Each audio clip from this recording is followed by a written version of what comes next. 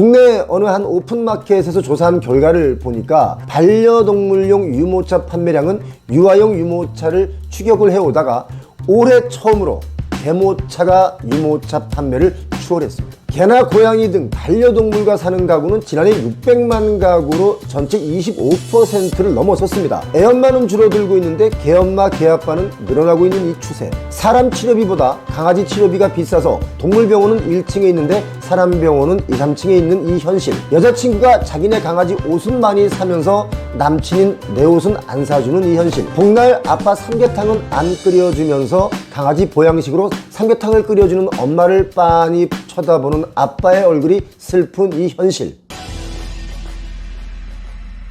여러분 중에 혹시 집을 팔려고 내놓으신 분들 계신가요? 아이들의 학교나 또는 직장 문제로 이사를 하려고 하시는 분들조차 지금 집이 팔리지 않습니다. 그래서 휴업이나 폐업을 하는 공인중개사 사무소가 요즘 급증하고 있는데요. 최근 2달여 동안 주택거래량이 다시 감소하기 시작한 가운데 전세거래마저도 줄어들었기 때문에 공인중개사분들의 영업이 정말 힘들어진 겁니다. 한국공인중개사협회 자료를 보니까 2023년 1월부터 11월까지 전국 공인중개사무소 휴폐업 건수가 총 1만 4,200곳이 넘었습니다. 2022년에 부동산 중개소가 휴폐업하는 곳이 한 1만 1,000건이 조금 넘었었는데요. 27% 정도가 증가한 겁니다. 부동산 중개소가 휴업이나 폐업을 하는 시기가 겨울인 연말에 더 늘어나는 경향이 있는데 12월 달치의 집계가 이루어지면 휴폐업 건수는 더 늘어날 수가 있습니다. 제가 어느 날 강남구 도곡동을 지나가는데 어떤 공인중개사분께서 제 팔을 붙잡고 요즘 정말 거래가 안 됩니다. 굶어 죽겠어요. 6개월 동안 단 한 건의 전세 거래만 중개를 했어요. 언제쯤 우리 부동산 경기가 좋아질까요? 이렇게 하소연 겸 제게 묻는 것이었습니다. 그래서 제가 그랬습니다. 선생님, 부동산 가격이 좀 내려가거나 소득이 갑자기 막 늘어나서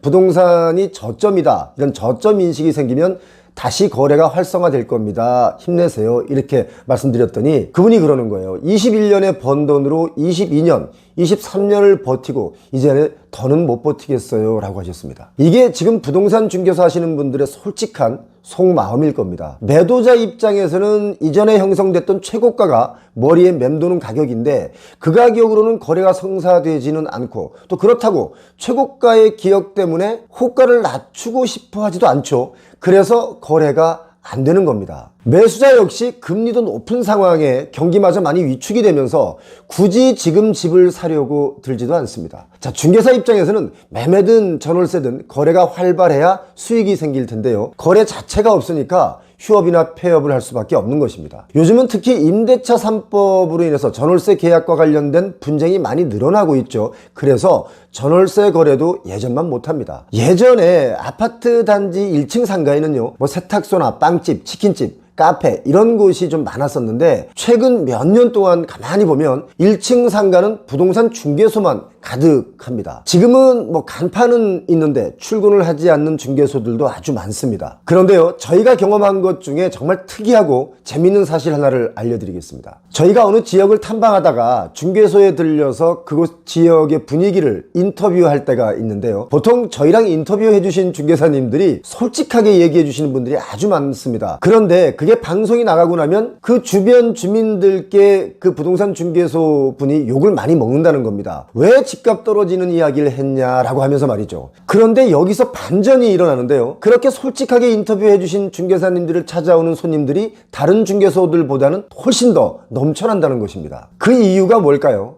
제가 볼 때는 솔직하기 때문입니다. 세상은 정말 솔직함에 목말라 있는 것이 분명하다. 저는 그렇게 봅니다. 그런 게 소문이 나서 그런지 제가 어느 지역을 가면 인터뷰해 주시겠다는 분들이 아주 많아졌습니다. 솔직해야 살아남는 세상이 됐습니다. 그렇지 않습니까? 요즘 중개소에는요, 상담 전화나 방문 자체가 예전에 비해 정말 많이 줄어들었고요. 매물은 팔아달라고 나오지만 가격이 더 내려간다는 인식 때문에 사려는 사람이 없는 것이 지금 현실이라고 봐야 됩니다. 그런데요, 생각해보면 높은 가격에 샀던 분들이 다시 매도를 하려고 할 때 본인들이 샀던 가격에 되팔고 싶어 하지 않을까요? 자, 그런데 매수자 입장에서는 그 가격은 비싸다, 이거기 때문에 서로가 희망하는 가격이 다른 겁니다. 매수 대기자분들 사이에서도 일단 기다려보자, 이런 분위기가 아주 강한데요. 그래서 거래가 발생하지 않기 때문에 어떤 지역은 가격이 하락하지 않았다, 라고 말씀하시는 분들도 계신데, 이렇게 가격 줄다리기를 하다가 갑자기 대출 많은 집이 급매로 손절을 하게 되면 그 가격이 그 지역의 거래 가격을 만들 수 있기 때문에 언제 어디서 하락 매물들이 쏟아질지 모르는 시기다, 이렇게 보셔야 됩니다. 집값이 계속 떨어질 것이라는 확신이 있으면 매도자분들도 빨리 입장 정리를 해서 팔려고 하겠지만, 속마음은 버티면 결국엔 오른다라는 심리가 깔려있기 때문에 능력이 되는 가구는 버티고, 그렇지 않고 영끌을 했다거나 또는 투기를 잘못한 경우는 지금 언제 던져야 하나 하는 고민에 빠져 있습니다. 사실 요즘 어린아이들이 놀이터에서 뛰어노는 장면을 볼 수 있는 아파트가 서울에서는 거의 없다라고 해도 큰 과언이 아닙니다. 아이들이 있어도 놀이터에 뛰어놀지 못하는 아이들도 있습니다. 학원 가기 때문에 그렇습니다. 아무튼 출산율이 많이 떨어졌다는 것을 실감하게 되는 요즘입니다. 아이들보다요, 반려동물과 사는 가구가 많습니다. 공원에 가보시면 아이들 데리고 나오신 분들보다도 강아지 데리고 나오신 분들이 더 많을 정도라고 느끼지 않으십니까? 심지어 어린이 유모차보다 강아지 개모차가 더 많이 팔립니다. 허허, 참. 국내 어느 한 오픈마켓에서 조사한 결과를 보니까 반려동물용 유모차 판매량은 유아용 유모차를 추격을 해오다가 올해 처음으로 개모차가 유모차 판매를 추월했습니다. 개팔자가 상팔자라는 옛말이 이제야 그 빛을 발하는 시대가 된 거 아닌가, 그런 생각이 듭니다. 개나 고양이 등 반려동물과 사는 가구는 지난해 600만 가구로 전체 25%를 넘어섰습니다. 애엄마는 줄어들고 있는데 개엄마, 개아빠는 늘어나고 있는 이 추세. 사람 치료비보다 강아지 치료비가 비싸서 동물병원은 1층에 있는데 사람 병원은 2, 3층에 있는 이 현실. 여자친구가 자기네 강아지 옷은 많이 사면서 남친인 내 옷은 안 사주는 이 현실. 복날 아빠 삼계탕은 안 끓여주면서 강아지 보양식으로 삼계탕을 끓여주는 엄마를 빤히 쳐다보는 아빠의 얼굴이 슬픈 이 현실.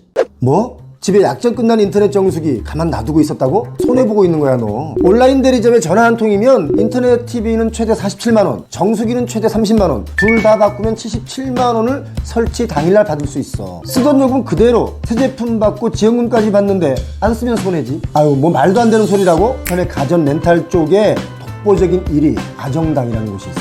365일 밤 10시까지 상담해 주니까 지금 해봐. 지금 이 영상 보시고 아정당 유튜브로 가셔서 이벤트 참여하시면 선물을 받을 수도 있습니다. 자, 가구당 한 가구꼴로 계속 반려동물 가족들과 사는 분들이 늘어나고 있는데, 반대로 저출생은 속도가 가속화되면서 소비 트렌드마저도 달라지고 있는 것이 지금입니다. 재미있지만 우픈 이야기 하나 해드릴까요? 압구정 현대아파트에 가면 예전에 집안 살림을 도와주시는 분들이 주거하는 그 방이 있었습니다. 보통 이 방을 예전에는 식모방이다 라고 했었습니다. 압구정 현대아파트가 오래되다 보니까 노후가 돼서 새로 인테리어를 하는 집들이 아주 많지 않습니까? 인테리어를 새로 한 집에 가보면 그 식모방이라고 있던 방이 강아지방으로 바뀌어서 인테리어가 되어 있는 것을 볼 수 있습니다. 그만큼 이제는 반려견과의 생활이 아파트 인테리어마저도 바꾸는 그런 트렌드로 가고 있다, 이겁니다. 웃기다고 해야 할까요? 슬프다고 해야 할까요? 아니면 세상이 그렇게 됐어 라고 해야 할까요?